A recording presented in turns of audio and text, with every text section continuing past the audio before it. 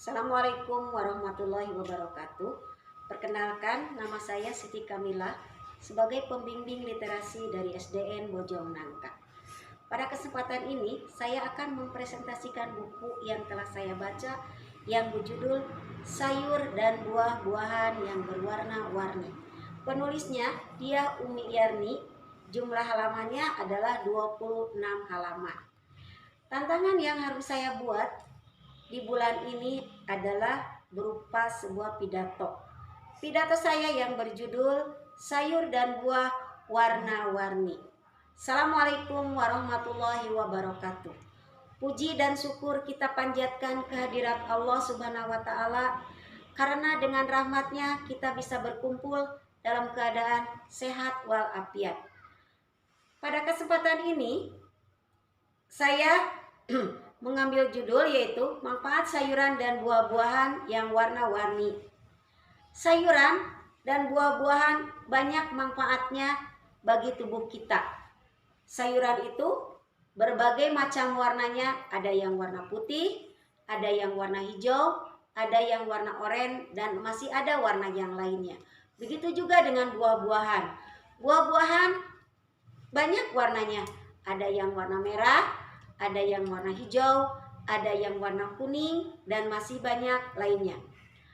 Kadang anak-anak tidak mau memakan sayur-sayuran, katanya rasanya tidak enak.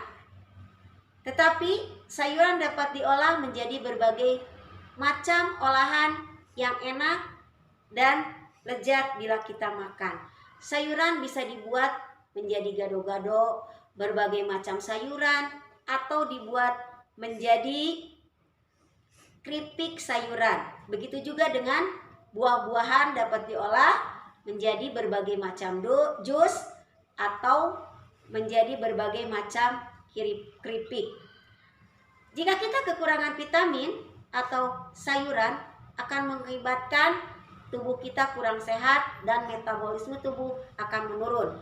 Misalnya, jika kita kekurangan vitamin A, maka mata kita akan tidak fokus untuk melihat, dan untuk mengobatinya kita disarankan untuk memakan makanan yang mengandung vitamin A. Salah satunya adalah wortel.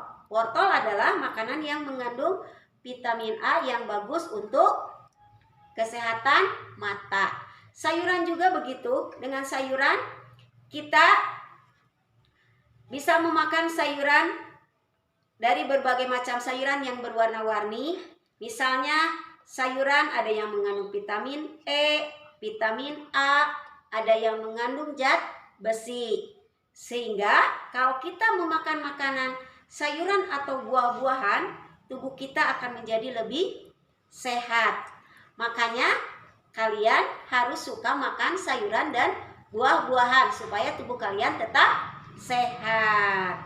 Demikian pidato yang saya buat, semoga bermanfaat. Wassalamualaikum warahmatullahi wabarakatuh. Salam literasi.